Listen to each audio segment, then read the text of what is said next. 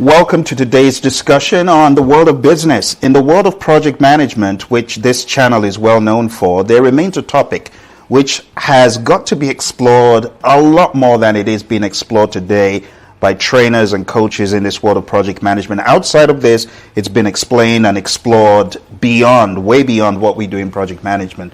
But for those of you who are in C-level positions, VP level positions, director positions, it is important that we talk about the world of business with a keen focus on strategy. And the question is always, well, what is strategy?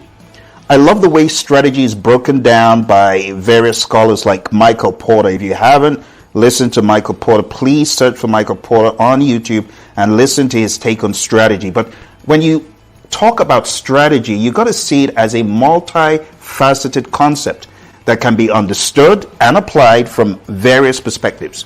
Strategy is not just about one thing, it's about many things.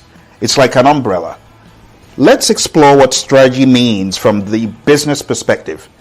From a business perspective, strategy refers to a comprehensive plan of action designed to achieve specific goals or objectives. If you want strategy to be successful, you got to have solid goals. I call them SMART goals. You need to have specific goals or objectives that are measurable, achievable, realistic, and time-bound. And strategy is just the plan for the future state that you envisage as a result of achieving those goals and objectives. No goals, what are you strategizing? You get what I'm saying? Without the goals, there's no cause for a strategy. So strategy needs the goals and objectives, and it involves analyzing the competitive landscape, understanding the marketplace, the market dynamics, and making deliberate choices about how to spend your resources, how to allocate those resources to create and sustain a competitive advantage. When we talk about business strategy, it encompasses decisions about product development, market positioning, pricing, distribution channels, and other aspects that drive long-term success and profitability. Now, from a leadership perspective, we could say strategy involves setting a clear direction, the map of the true north for the organization, guiding its execution towards achieving its vision and mission. Leaders develop strategies to align the efforts of their people, their resources towards that common goal.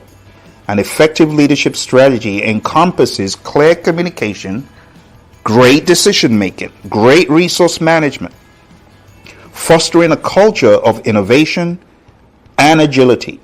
Agility being the ability to change, to adapt, to navigate challenges and seize opportunities.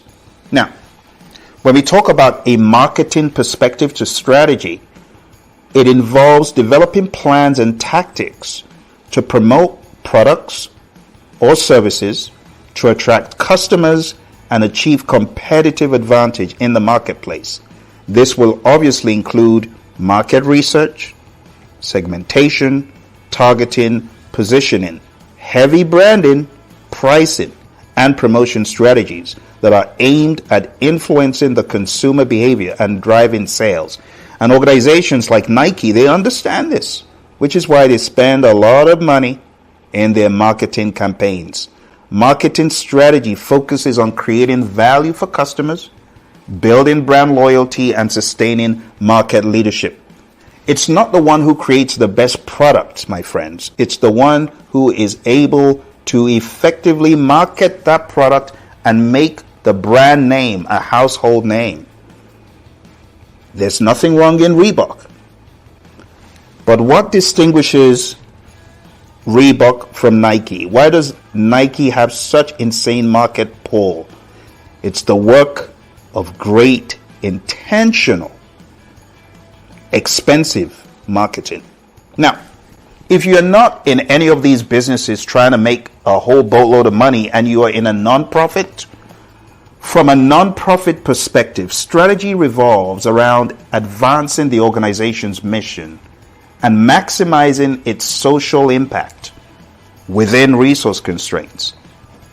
Non-profit strategy involves identifying social needs that are of highest value, assessing community assets and stakeholders, and developing programs, services, and advocacy initiatives to address those needs effectively. And it includes fundraising, volunteer management, partnerships, advocacy strategies aimed at mobilizing those resources and creating sustainable change.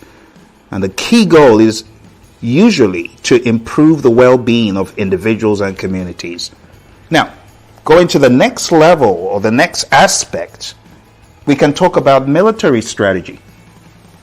What is strategy from a military perspective?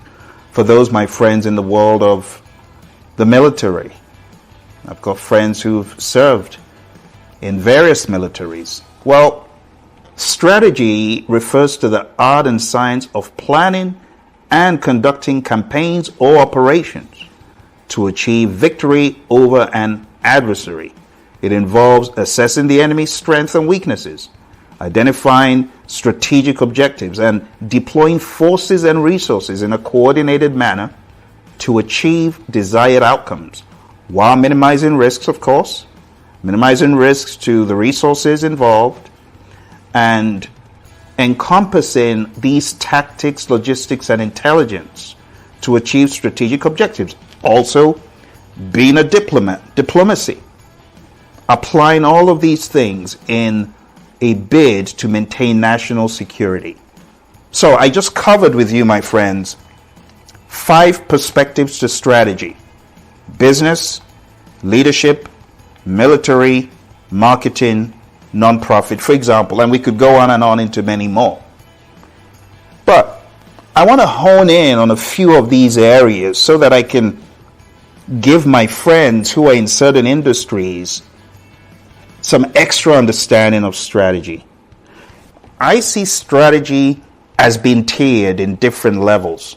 You see, in the world of strategic management, you can look at strategy at the corporate level. That is huge. That is gargantuan strategy. That is big. That's the big picture strategy. Okay? So at the corporate level, strategy focuses on the overall scope and direction of the entire organization. This is where you need a big picture thinker.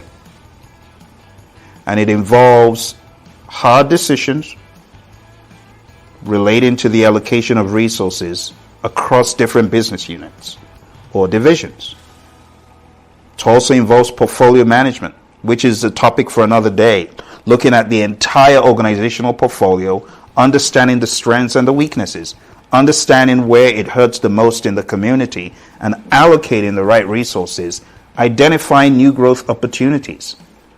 Corporate level strategies often address questions such as, what industries or markets should the organization operate in? Should the organization diversify its portfolio?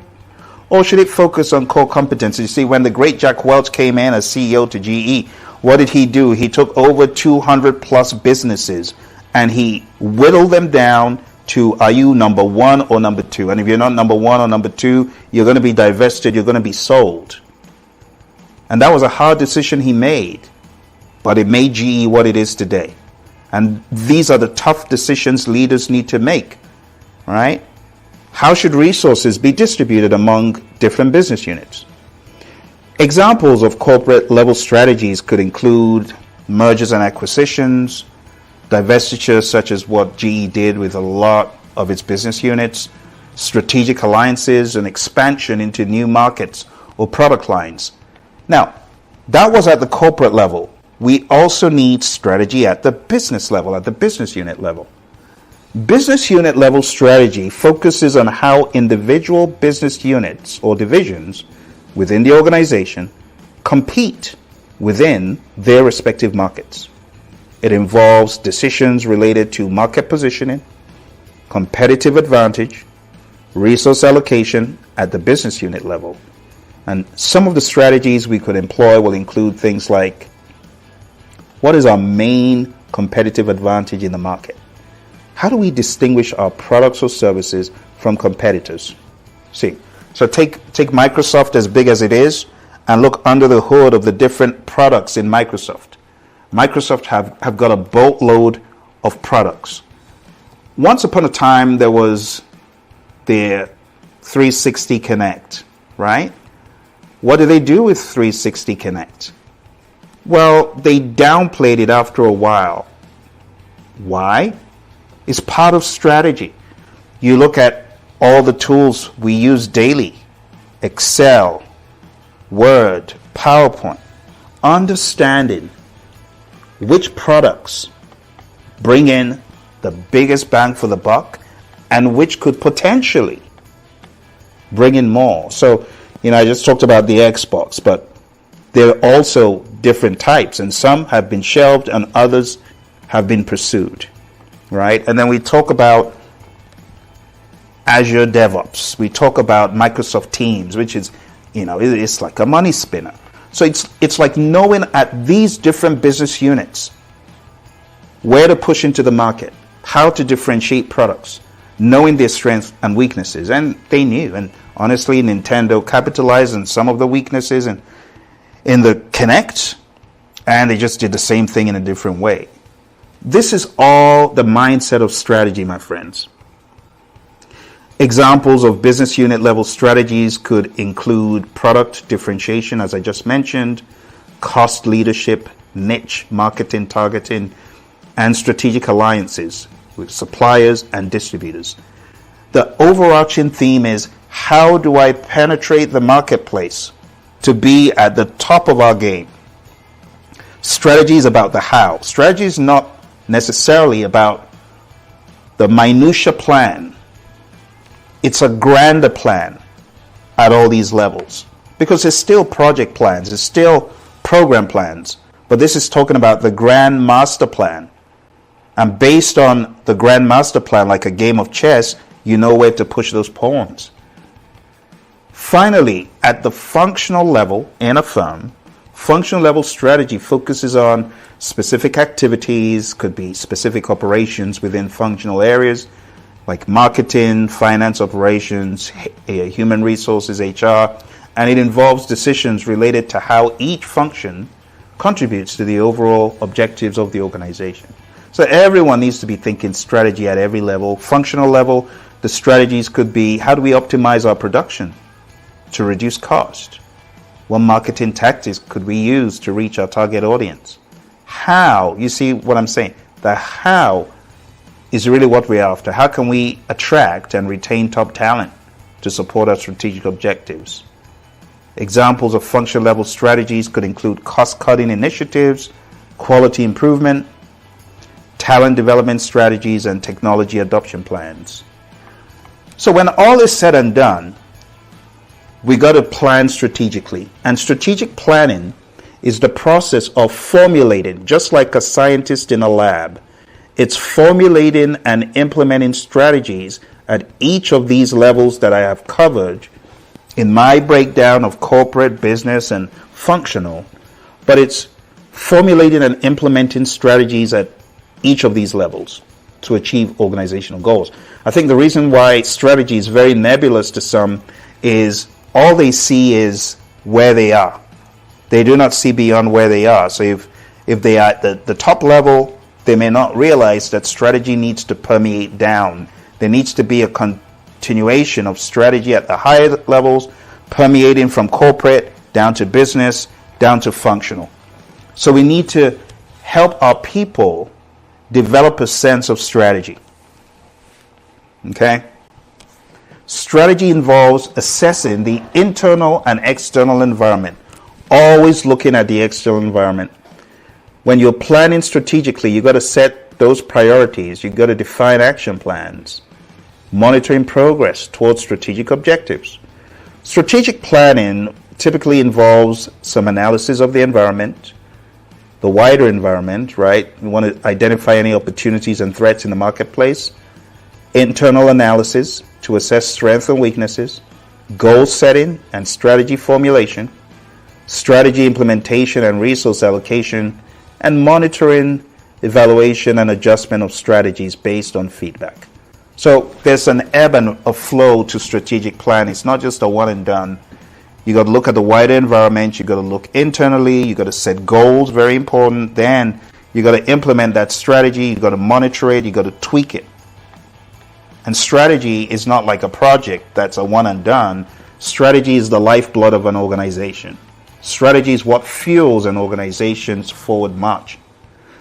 One of the concepts that I want to talk about before we leave today is from Michael Porter, who I mentioned in the very beginning. Porter's 5 forces is a framework developed by Michael Porter to analyze the competitive environment of an industry. And it helps in understanding the factors that shape competition within an industry, which can then inform strategic decisions. So let's explore how it applies to leadership and how it applies to organizations of a non-profit nature, which is always a tough nut to crack when it comes to Porter's forces and strategy in general. So let's hone into Michael Porter's 5 forces.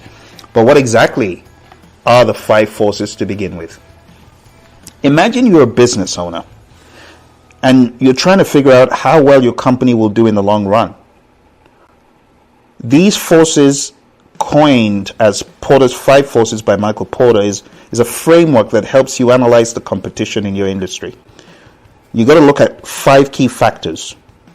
By looking at these 5 key factors, you can understand how much power you have to set prices, make profits, and grow. Here's the breakdown at a high level. Number 1 is threat of new entrants. How easy is it for businesses to enter your industry and compete with you? I mean, they just come from off the street and boom, they're competing with you. How easy is it for that to happen? Now, there's some industries, that's not going to be the case because it takes decades, years to even begin to establish credibility in that industry, right? Like someone who imagines getting into the automobile industry, it's not an overnight thing. But some industries are easier. Food industries is a lot easier. You can immediately make an impact. You can make a preemptive strike if you have the resources and the great ideas. So that's the first one, the threat of new entrants. Number 2 is bargaining power of suppliers. How much control do your suppliers have over you? If they have few alternatives and you rely heavily on them, well, they can charge you more or offer lower quality products. Do your suppliers have the upper hand? It's something to think about. Number 3, bargaining power of buyers. How much control do your customers have over you? If they have many choices and they can easily switch to competitors, they can drive down prices, can't they? Number 4, threat of substitutes. Let's say they don't get you. Are there other products or services that can replace what you offer? If so, this can put a limit on how much you can charge and how profitable you can be. I won't go into brand names, but there are many ready substitutes for certain brands. They're equally appealing to buyers. Final one is competitive rivalry. How intense is the competition between existing businesses in your industry? If there's a lot of competitors and they're all offering similar products, it's going to be harder to stand out and make money, isn't it? So those 5 things: threat of new entrants, bargaining power of suppliers, bargaining power of buyers, threat of substitutes, and competitive rivalry. These forces, by analyzing them, you can get a good idea of how attractive your industry is. If the forces are strong, it might be a tough market to be in. But if you can find a way to weaken these forces strategically, and I know it may sound malicious, but honestly, it's the art of war, it's the art of business. For example, if you can build strong brand loyalty with your customers, reducing their bargaining power, or develop a unique product with few substitutes, you'll be in a stronger position. All right? I have so much more to share with you, and I want to encourage you to hit like, subscribe if you've enjoyed this. And in the next episode, I'm going to be breaking down the world of strategy for companies that are in the world of nonprofit advocacy, safeguarding, and things like that. You don't want to miss it. I'll see you.